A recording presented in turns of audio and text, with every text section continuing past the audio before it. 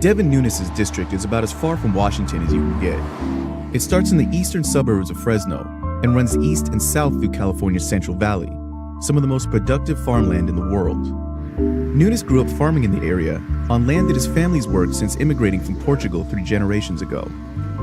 He holds 2 degrees in agriculture and got a start in government as the state director for the USDA's Rural Development Branch.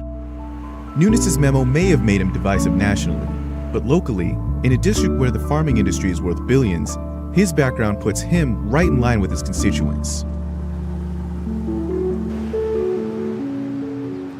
Your bag, a box, truckload?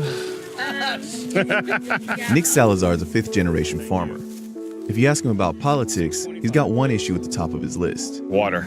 We need water. Water storage. I mean, we've been in a drought the last couple of years. Last year we had a good wet year. This year looks like we're going to have a dry year. Water is a big part of Nunes' platform here in his district. He supported building more dams, which he says would prevent water shortages that affect farmers. Environmentalists have fought these proposals, and Nunes hasn't succeeded in building any dams. But Salazar says Nunes is fighting for his interests, and he likes the Nunes memo. I think it was great. I think I would like to see more stuff come out. Some of the investigation into Trump was paid for by Hillary Clinton and the DNC. I support him 100%. I'll continue to vote for him. What people thought about the memo depended on what they already thought about it before it was released.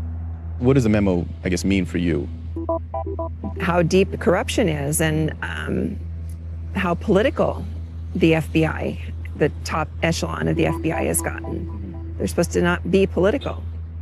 And the hatred that they have for Trump, it just overrides every decision that they make.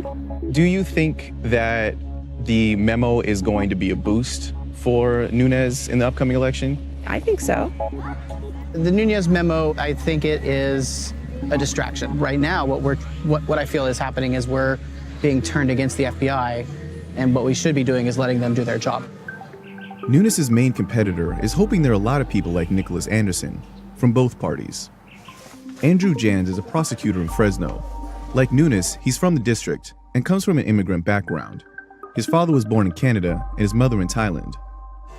This weekend, he threw a Super Bowl party at his house to thank his volunteers. Yes. That is the front page of CNN.com.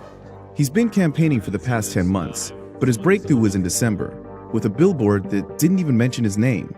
Tell me about the billboard. The message we were trying to get across is that Devin Nunes and Donald Trump are working for Putin. And so we have Putin holding both of them on a child leash. Devin is holding an ice cream, and Donald Trump is crying because he didn't get an ice cream. Okay, how is that a good idea in a district that voted for Trump? The message that comes across to people is that I'm not going to be afraid to attack the President of the United States.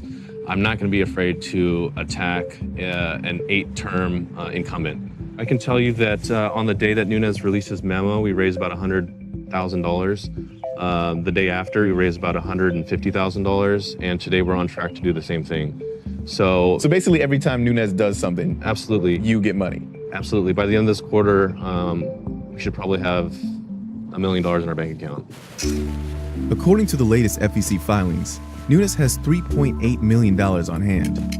That's more than any other congressional candidate in California. We need to be able to raise money to tell our story. We need to nationalize this race. Jans may want to nationalize the election, but that saying about all politics being local, it's not wrong. And where it counts, Nunes' support is still strong. It's Washington, D.C., so nothing happens overnight. But he's fighting for us, and that's all I can ask for.